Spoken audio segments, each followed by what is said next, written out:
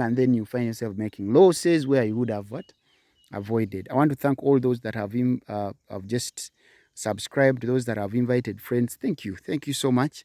This is free knowledge that we committed ourselves to avail to the public, okay? Because this is a unique crop. Not many people know how to grow it, but when you look at it deeply, there's a lot that we can get from this crop, at a farmer level, but also at a country level. Lots of jinga really goes to our neighboring countries, and I so believe it can get us out of poverty. Like many people, it can get many people out of poverty. It is one crop that can create employment for very many people. Anyhow, thank you for asking somebody to subscribe to our channel. It's a very good thing and we appreciate it. So for this episode, we are really interested in how do we make money out of jinga, okay? Looking through your comments, I saw somebody mentioned that, now you see, there's a video that you posted, and then I went and started farming, I grew jinga, and then I was hit very bad. I have grown jinga after watching videos on YouTube, but then after, I failed to get the market. Me, I started with 2 acres, I am in a gulu, and I'm stuck with my 2 acres of jinga. I don't know where to sell it. So there is many questions of that angle. And I want firstly to thank you for taking the first step in learning, because the first step in learning is to try out things yourselves, okay? Once you try out things and they work, perfect. If they don't work, you don't give up, okay? You just have to, press on, and you eventually break through. But once you drop out of this class and then you start another class, dropped out of jinga, now you're in passion fruit. Then you are going to drop out of passion fruit, then you'll go in mangoes. Then you'll fall out of mangoes, and then from there you say, I want to do beans and the maize. Me, I gave up on jinga, okay? And I give up on all those things that take a lot of money. Things really don't work like that.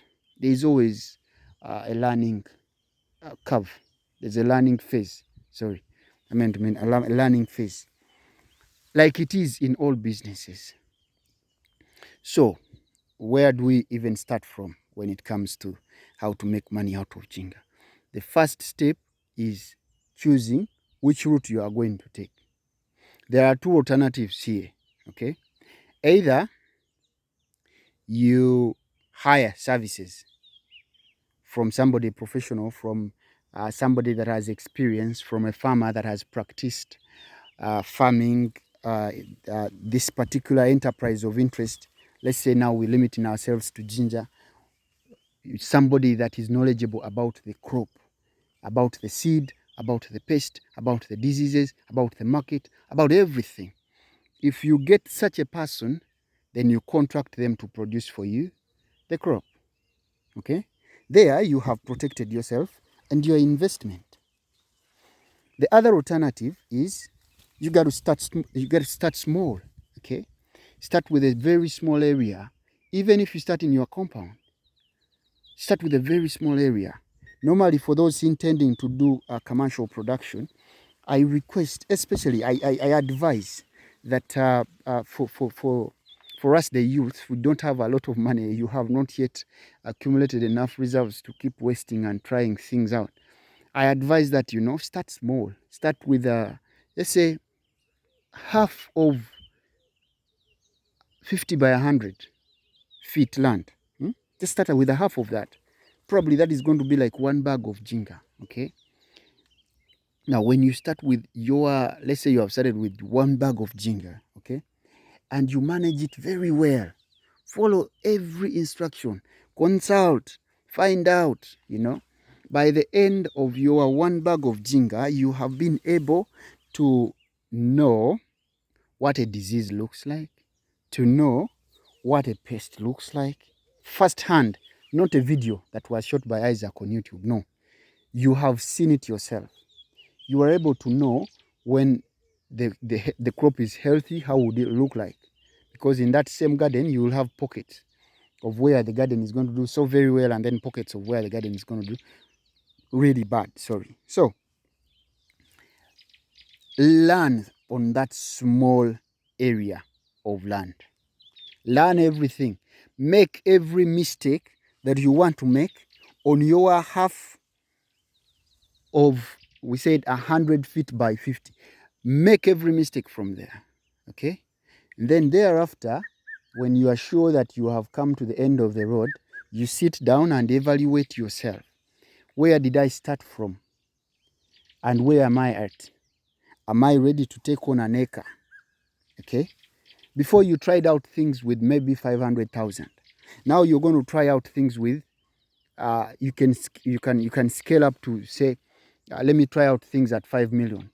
Now let me scale out things to 10 million. Then let me go 20, and then you can now explode into the hundreds and hundreds of a million. I'm talking Ugandan shillings. My Nigerian friends, please. We have millions in Uganda. You can come to Uganda also. Just a joke. But my point is, take baby steps. Different from majority of those that were complaining, or not complaining, but in the comment section there, they said we tried the crop and were hit badly. They just watched a YouTube video, okay, of one random guy. Let's say it was Isaac, or he was some random guy, okay. And then when they saw the video is telling them, see, you can make millions out of jinga. In an acre, you can actually make 50 million. Ooh, very fast they ran to the bank. Then they bought the seed. Then they planted the seed. After planting the seed, they didn't know what next had to fall. They didn't know how to even manage the crop. They didn't even know where the market is at the end of the road. So they have borrowed money. Some of them have dug into their savings. They have burnt it in jinga just because they wanted a quick harvest, quick money. No. If you go that lane, I promise you and I guarantee one thing. You are going to crash. You are going to crash. The issue is not that there is no market for jinga. There is a lot of market out there. A lot of it. You can't even satisfy the market that is there. But we got to take some baby steps, okay? After you have mastered growing the crop, in that same period of you learning the crop, you also learn the market. Where is jinga grown? Where is it sold? Okay? So if you know where the jinga is sold, then begin making contacts. Know who buys the jinga. Know how much they buy it at. Know how much you expect to earn from your acre or 2 acres or 10 acres of land. Okay? You should know all those things during that small area experimental learning phase. So when you begin making those contacts, knowing who buys the jinga, also knowing at how much they buy it, also knowing where do they take it, also knowing and understanding what are they interested in as they are buying your crop. Is it the size? Is it the taste? Is it the color? Is it what are they interested in? Such that as you are expanding your production, you know what you are producing. Otherwise, I have so many people that are contacting me that they have their jinga, but every time you ask them to send you a sample, I hate to say, and my apologies, please don't feel hurt if you were the one. I don't mean bad, but I mean to say that they give you something that they can't even buy themselves. So they have a very poor crop, and they're asking you to market it for them. Where do I take it? So let's take baby steps, okay? Let's learn. After learning, let's expand. After expanding, let's connect to the market. The part of marketing is not for a few of us, It's not only for a few of us. Marketing is the heart of business. Farming is business. The heart of business is marketing. If you do not know how to market your product, however good it may be, you are headed for disaster. So, invest in the marketing as you're growing yourself. I am talking about jinga now, but this cuts across to even passion fruits. It extends to even if you're doing sweet potato, even if you're doing ordinary ntula. Ntula is what? Bitter eggs? Something like that. But know how to market your crop. Okay. What are my consumers interested in? Post that. We have lots of social media platforms. Lots of them. They're out there. Market the product. Now, having talked about marketing the product, I will talk about a few things here and then I will be winding up with this video. Jinga is not only grown for export as a fresh crop, the way you know it, the jinga rhizome. No, that's not it. That's not it.